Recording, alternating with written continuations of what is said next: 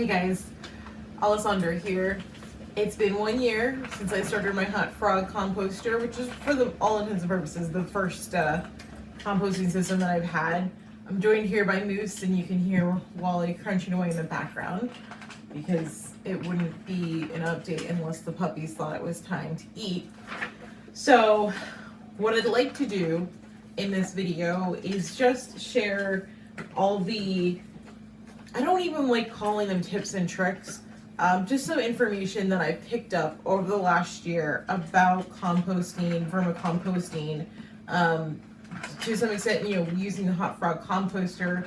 But when I started this portion of my channel, and even started, this composter, I watched a million of the tips and tricks, like what not to do, and I read them, and I thought, yeah, I got that. And you can kind of, you don't know what you don't know, so you're hearing the words, but they don't always have meaning, or maybe there's some assumed information that I didn't know. So I'm trying to think of, okay, what did I really learn over the last year? What did I wish I knew or had more clarity on? And then if I could do it again or help somebody else not mess up, what would I tell them? So I typed up some notes. Mostly it looks like a lot, but it's small print, don't worry. So I want to get into that with you guys. And just off the bat, so we're clear, if you've watched any of my worm videos, you know that I am not measuring my food. I'm not pulverizing it in a juicer or a blender ahead of time. I'm not testing it every week for the pH levels and soil levels and all that stuff. Like, we want this to be something that's sustainable, and adding extra steps, which sure may improve the outcome of what we're doing. Excuse me, Moose.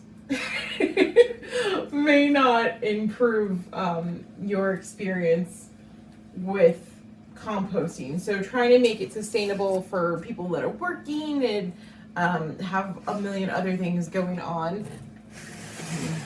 Help Moose get out of here. So that is my method of composting, vermicomposting. Moose. You Moose is helping by getting all up in her business. So, hi Wally. You just keep on the camera and said hello with a burp. The point of this is to have a good time and to make it easy and sustainable for you as a hobby or something that you can do without having to fuss too much over, because that's the last thing you want this to be, is something stressful. So please know that if you're looking for like hyper specific how much food measured out, this is not going to help you. Also, I started my tier with some of the lowest counts, like 250, 500 worms. Like, I did not get multiple thousands of worms like I know some people do, because one, don't have that bankroll just to figure out if I want to do something, and two, I had read somewhere that if you're gonna start and try and figure out if this is something for you, then maybe go with a cheaper option, so that if you do mess up, you're more, it's not as painful if you have to restart and choose to restart. So nevertheless, those disclosures just aside, let's get into what we're going to talk about first. Overfeeding, which kind of goes into feeding in general, but overfeeding. I think that's one of the number one tips that came up in like the newbie tips and tricks and that type of stuff. And I was like, oh yeah, overfeeding. Okay. But I don't think you really understand what it means to not overfeed the worms until you've probably messed up a few times or have a better eye for your situation. So overfeeding, as I'm going to describe it, is you have fed your worms, and then let's say a couple days go by or whatever, and you're getting ready to feed them again, and you go in, you open up, let's say one of your tiers, and you look at it and you go, okay, well, there's still food in there, but I'm going to feed them a whole new serving for whatever reason. That's where we get into overfeeding. It's okay. And when I say overfeeding, I'm talking specifically about the food that's the human food that you're putting in there, because there a lot of times the coconut coir, the shredded paper, cardboard and stuff, that is also bedding, but it's also food for them. But that isn't likely to go rancid and cause problems with ants or gnats and stuff like that. We're talking about the human food. So learning to go back and look and see where you fed last time and assess whether or not there's food left over, and having the patience and restraint to say, you know, there's still food in here, as much as I really want to feed them, maybe in a day or two. And that is tricky, and you'll come up with a rhythm over time, but that's hands down the most important thing. Is if you're going to feed your worms and you see existing food in there, you gotta really think about what you're doing, because that is probably one of the easiest ways for things to go south in a bin, from my experience.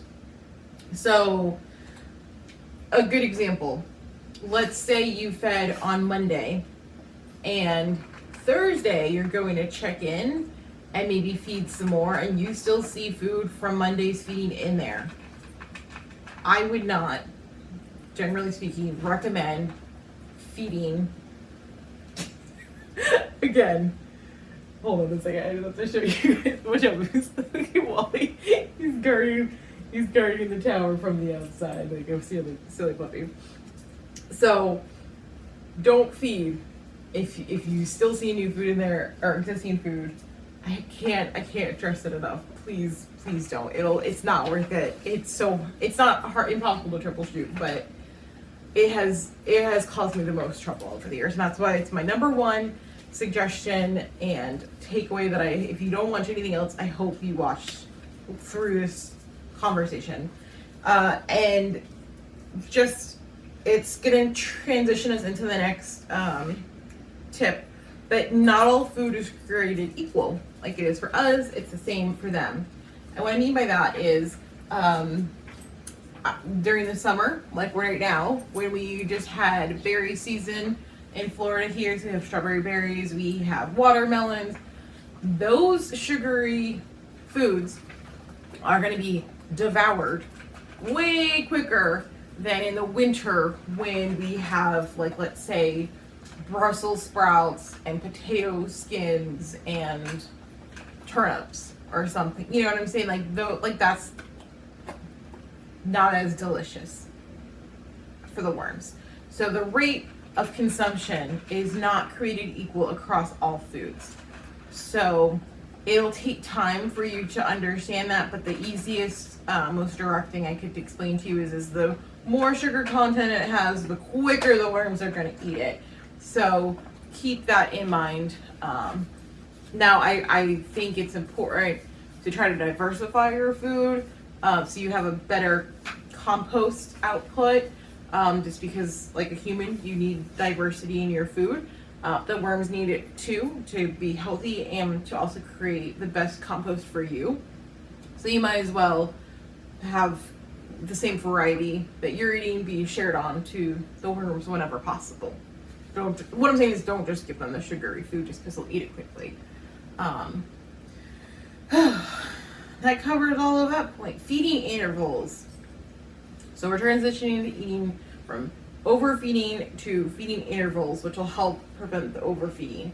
So feeding intervals, like I said, it takes time to figure out a schedule for you and your need, like your schedule in life and when you can fit in feedings. And then when your worms need it, it's going to take some time to figure that out. But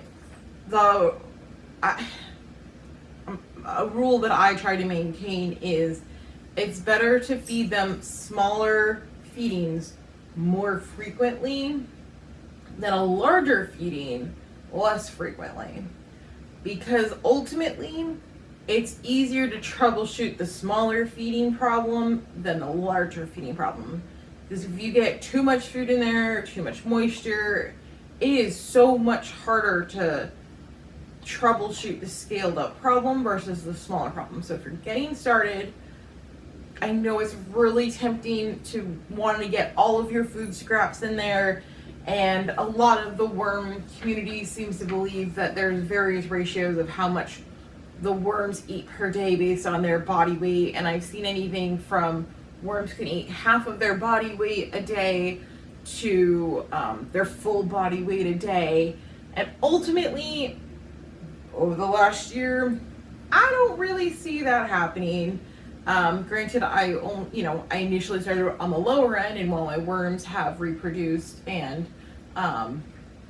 expanded their populations since then, I have not seen anything close to those ratios. So I take it with a grain of salt, okay? All right.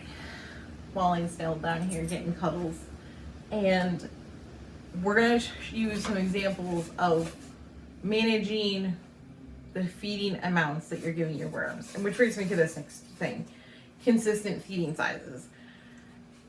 It's hard to say I'm giving my worms 6 ounces of food a week every week for a number of reasons, because you're probably not giving them 6 ounces of the same food every week. So the same 6 ounces this week with watermelons and berries and just things that are easy for them to digest is not going to go down the same way as the berries or it's like a Brussels sprouts, cauliflower, potato mix the following week with, maybe a banana peel or something in there. So you might not be able to control the type of food every week because your variety of food is hopefully changing over the course of the time. So now currently chewed, but previously unchewed, using either a paper towel roll that you've cut into thirds or saving your toilet paper rolls as you generate them has helped me feed the worms a somewhat consistent, at least amount of food with a lot of benefits. One, you can pre-stuff these ahead of time and put them in a Tupperware container. Like I put them in upright. You can lay them down in salad containers. I prefer an upright method just to keep everything stacked and help gravity pull it down. But it's also helpful because it's built-in bedding, essentially the cardboard, doubles as food for the worms because they can eat this, and they do.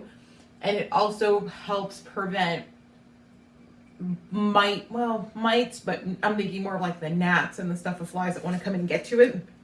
This is an extra layer of essentially buried protection that's built into your feeding that helps you stay on top of bug prevention. So for me, it's a no-brainer, and I've been using this literally this entire time, and I don't remember where it came from, but using a toilet paper roll or paper towel roll to help manage food serving sizes and bug prevention is probably the second most important thing I have learned and adopted in my week-to-week check-ins with my worms. It saved me a lot of hassle and headache, and it's not the only way to feed them. It just helps a lot. It helps a lot. So we covered consistent feeding sizes. So that transition us into keeping your food covered, buried, covered, submerged, however you have heard it probably mentioned in the past. It's very important to have your food, I don't want to say completely buried, but like you kind of want to treat it like a hidden treasure or buried treasure. You want it to be as protected from any of the flying creatures, any insects that might get in. So if you watch my videos, you've seen me do everything from putting some of the existing compost on top of it to putting paper towels, lots of paper towels that would be pre-used that just have liquids or waters or something like that on it. Any of those types of methods, shredded paper, shredded cardboard on top of it, all of those help to keep the food as inaccessible to a flying creature as possible. And that's so important, especially in the summertime. Just taking a quick Wally break. He's being such a good boy and cuddling and just really excited to hang out with Mom. So I figured he's been such a good boy. I'll include him in this shot because who doesn't love Fluffy Wally? All right. So burying your food. Now, let's say you buried your food, whether it was paper towels or the shredded. Usually I have this bag full of shredded cardboard or packaging paper, newspaper, whatever you have. By doing that, you are helping prevent your food from being exposed to gnats, flies, whatever. You're also helping keep the moisture levels under control, which will also help prevent mites and things like that, because you never want to hear, you don't want to be ruffling around in your bin and hear any level of squishing. Like, that's terrible. And it's something went wrong. So given the fact that you were adding the let's say shredded cardboard, right? That is also bedding. So it's food prevention or food maintenance. It's also bedding, but it's also food for them. So it might not be their first choice of food, but keep that in mind. Just because you're not seeing human food, or when you're seeing maybe human food and you're wondering why it's not going down quickly enough, there's a good chance it has to do with the fact that they're working on the bedding that is in there that they can't eat as well. Well, they got a little bite. So you don't need to factor that in necessarily to your feeding schedule, but just keep that in mind that is food for them. So when you're like, why aren't they eating all of my food?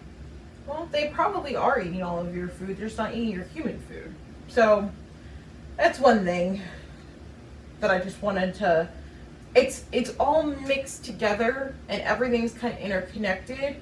And I think as a newbie, I didn't understand that the portion sizes were influencing how much the health of the bin really had or was, how healthy the bin was, but also to prevent bugs and moisture problems. You're adding more bedding, but bedding is also food. So it's all kind of intertwined together.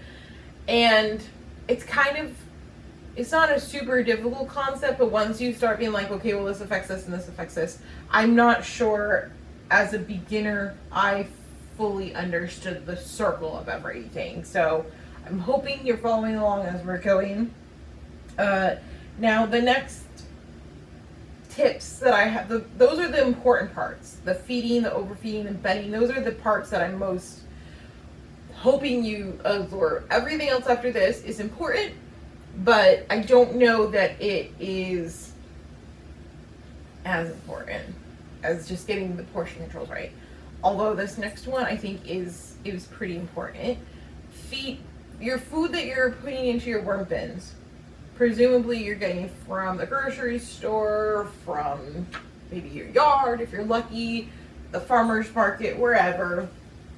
That food might not appear to you to have anything still alive on it, and it's probably been x-rayed a million times with food production services being what they are these days, and they try to, x-ray or whatever the food to kill off any bugs, or I don't even know if it's x-ray anymore, but whatever they do, pesticides and stuff. That doesn't mean that there aren't still eggs on your fruit, your produce, whatever you're eating. I have learned the hard way that if you are really worried about, because this is an indoor bin, so I don't want bugs, I don't want mites in my, or I don't want flies really of any kind in my house. Freezing your food ahead of time kills so many bugs. once I started freezing my food, which I at first, admittedly, I rolled a little bit about like, oh, I'm trying to keep this casual, trying to make this easy. I don't want to have to add extra steps to my process here. Freezing it just seems like a lot of extra work. It's not. You just put the toilet paper rolls in a Rubbermaid or a Tupperware or whatever, and you put that when it's filled in the freezer and call it a day. But it has prevented so many bugs from me literally just putting them in my bin. And so after a few small bug incidents, especially with gnats, I learned that freezing your food really makes a difference, and it does. It's made a big difference for me. It's helped that in combination with covering it. If you guys see my other videos, you know that I normally have my bin covered with this random Goodwill blanket of some sort. That freezing of the food and covering this, which I think is probably pretty optional, has helped cut down almost 100% of any, let's say, flying bug problems in my bin. So consider freezing your food. I will say other benefits to it are you don't have to worry if you have enough food ready to go for them, because you'll know, because you'll have it in the freezer and you'll be like, okay, they're currently eating 2 rolls of two toilet paper rolls. I have 6 in there. I'm good to go. It also helps the food, the act of freezing the food and then it ultimately defrosting helps it break down quicker, in my opinion. So it's actually kind of speeding up the process to some extent. So that's a plus. We're almost done, you guys. We're past the halfway marker.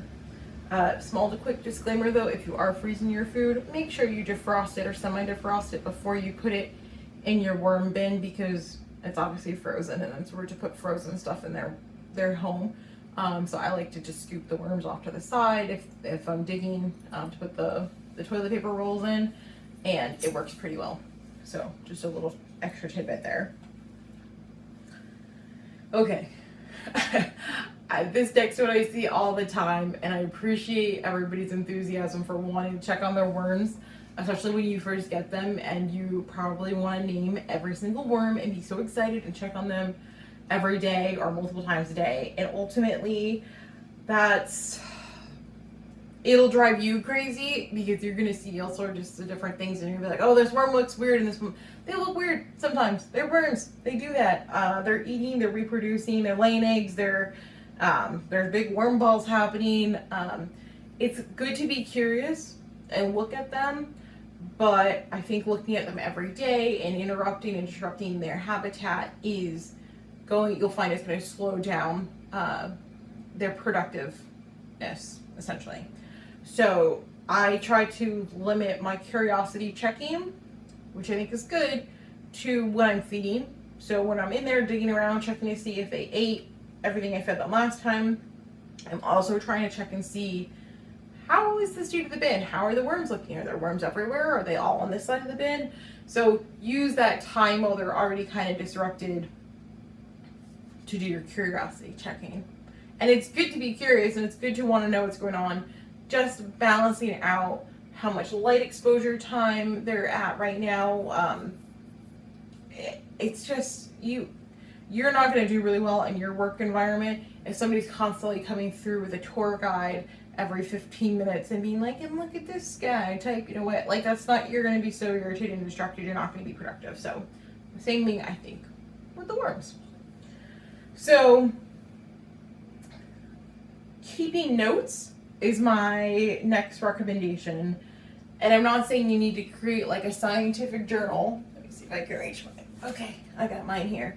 So, I don't need that. So this is just like a random notebook that I have. And I honestly, here, let's find one. Okay. If you can read my handwriting, this is literally what I write down. It takes me 2 seconds at the end of every feeding. And in my instance, I just write down tier 1 got this, tier 2 got this, tier 3 got this. And I might just write down got random toilet paper rolls, or fed 2 rolls in the back 2 corners. So I like to typically write down how much food they got and where, So if I come back in a week and I can't find any of the food, which is a good thing, I also know where I'm looking to see if there's any remnants. So it doesn't have to be rocket science, but this covers 3 weeks of feedings on this one page because we're putting so little but basic information down. So having the date, and you know, if you have the Hot Frog, it starts with 2 tiers and you can expand if you choose. And I've been enjoying having my 4 tiers. I don't know if I'll expand again, but for right now, even if you had a tier 1, tier 2, tier 1's doing good, tier 2 is still starving. Fed tier 1, I don't know, two rolls. Like, that's all you need to write down. But if you're only feeding once a week, or you know, this is a multi-month process, keeping track of that is really helpful. And in the back of my notebook, just in case you guys want to be that level of OCD as well, I have like a master kind of start date page. So here, I'll show you guys here. You probably can't read my handwriting, but it's mostly just showing the date and then what was started that day. So like, let's say March 31st, tier 4 got started in here, and I think this is tier 4 right now. So I know that most likely, for all intents and purposes, say that was April 1st. So April to May, May to June, June to July, July 1st, theoretically we would be close to the 3-month marker for that tier, which is important to know because that's potentially when your bin earlier tier could be done harvesting, and it could be considered full potentially.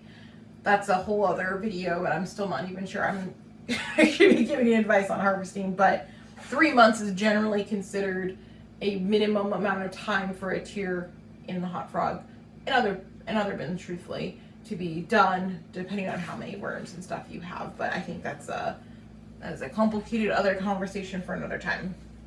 But keeping notes, that's the important part. Keep notes. And so the next, we're really getting down to like some just more meta conversation pieces here. The next note that I have was start small. I'm a renter, so having this tower is a nice, neat, and compact way. I haven't really, like, even if they do escape, I have it on tile, but I also have like placemats down here. I can, you know, inevitably there's gonna be 1 or 2 random guys that fall out. It's not, I can see 4 that are old dead ones that probably came out over the last month or 2. You cut thousands of worms in here potentially. They're gonna get, you know, some of them are gonna do stupid stuff. Those are my 4. If you had carpet, you'll probably find them, but they're water-based. They're gonna break down so quickly. But starting small as a renter, I think, was really important. But starting small, kind of like what we talked about earlier, your investment in the worms, potentially the coconut core. If you're getting a tower system like this, I think starting small limits how bad of a messing, how bad you can mess it up. So if you have the bankroll to buy a full tower and thousands of worms and the whole shebang, good for you. I just would hate to see you potentially lose a larger part of your investment because of a newbie mistake. So, and it might not be for everybody. Truthfully, I don't know that many people who have started worms who didn't continue, but I'm sure they're out there. It's a pretty addicting thing, and it's pretty great. And once you get the sense of seeing the food that you're using, like your apple cores, your banana peels, whatever, and you're seeing it disappear in here, and then ultimately your garden, your indoor plants, whatever you're putting your compost on, thrive and do so much better almost immediately after getting a kick of some of this vermicompost, of black gold, whatever you want to call it. That is so rewarding, and I have to say pretty addicting. It's a cool process to be part of, and I'm thankful that I do it. There's a whole other conversation we could have another time about why we're doing what we're doing here, but ultimately I enjoy it. It's fun. And I enjoy sharing my experience with you guys, so that's why we keep making these videos. Wally enjoys his belly rubs, which is why he's still here. Alright, so my last official tip is more just something past me wishes I heard and understood. The reality of the situation is, even if you bought 1,000, 2,000, whatever worms, you are not going to start vermicomposting in any system and suddenly have zero food waste go into your trash, unless you have other means of collecting it. What I'm saying by that is, I still can't put all of my food scraps that are safe to compost in here. It takes a long time, and there's just two of us, there's just me and my husband. It takes a long time and a lot of worms and a lot of practice to get up to that point. I'm sure people can do it quicker than what I've done and where I'm at, and everybody's journey is different. But in my head, I was like, at the beginning, I was like, oh no, what if I don't have enough food? What if I'm not generating enough food scraps to feed these guys? If only I knew that I would make too many.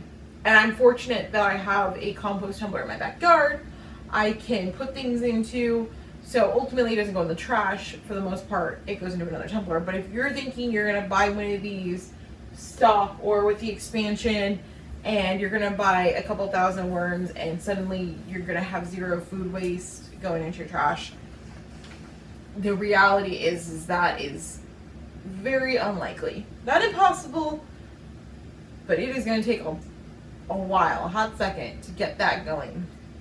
So I don't want anybody to do this for the reasons of reducing their waste and then be bummed when they can't have everything be processed through their bin really quick. It takes time, and if I learn a quicker method of getting one set up in the future, I will share it. I'm sure there's other people who have done it. It just, unfortunately, it's just not the reality of the situation. So I don't want anybody to start this thinking that's potentially going to happen. Those are loosely 9 of my top tips. But I wanted to give you guys really detailed information and talk through more than just those videos that are like 3 minutes long that are just rattling off things. To me, that, I don't want to say it was a disservice because you think you get it, but I know there's somebody out there who needs this information, who needs to talk through it and hear detailed reasons and understand why and if this then that. And so I hope this video helped. Additionally, if you have questions, you need more clarification, always ask in the comments down below. I will do my best to respond. There's a lot of great people who watch my videos, thankfully, that can also chime in and help troubleshoot. So we got a pretty great group of people helping out. And if all else fails and you want to just stalk information, you can look at the vermiculture subreddit, but massive asterisks, red flag, not red flag, just exclamation points. Take everything with a grain of salt, because on the Reddit, the vermiculture Reddit, there are people that are super casual and chill like my system, and then there are also people that buy food specifically to give to their worms and measure everything. Like, so there are all extremes of people as there are on the internet.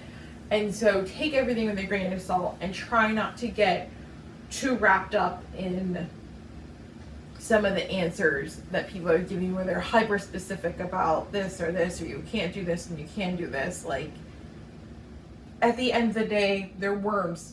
They're eating stuff, they're pooping it out, and you are using it in your garden. Like, it doesn't have to be super complicated. So use the subreddit for help and search, and there's a lot of great existing information on there. Just don't be overwhelmed. The last thing I want to see is for you to go there with a question and then be just bamboozled by all the information. So everyone's approach is different. Mine is going to be different than yours, which is different than everybody else's because of our unique needs and food generation. So take what you learned here, think about what might help you in the future, and I empower you to make your own course and your own schedule and figure out what works for you and your worm community, also known as the Wormington community here, and make it work for you and your needs. And I think you'll be surprised at how easy, once you get going, it really is. So for those of you who have stayed this long, I appreciate you and I hope you've learned a lot.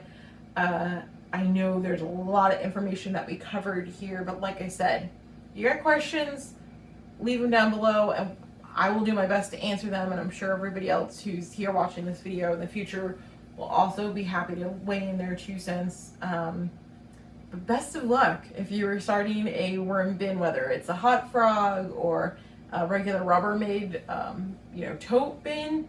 I promise it's gonna be a little bumpy, but you're gonna appreciate it when you get your first batch of castings. I know I did. Thanks for watching, guys. We'll be back to regular feeding here in just a few days.